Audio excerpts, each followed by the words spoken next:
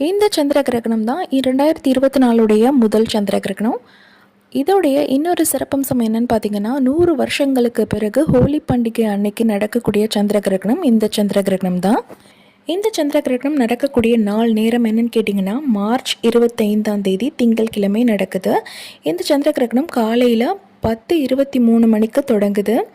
பிற்பகல் அல்லது மாலை 3:02 மணிக்கு தான் இந்த சந்திர கிரகணம் முடிவடையுது.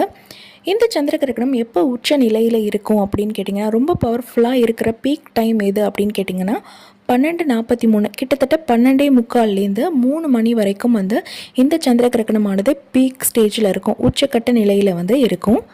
இந்த சந்திர கிரகணத்தை நம்மளால் இந்தியாவில் பார்க்க முடியாது. நம்மளால் பார்க்க முடியல அப்படின்னாலும் இந்த சந்திர கிரகணம் நிகழப்போகிறது உண்மைதான் இல்லையா?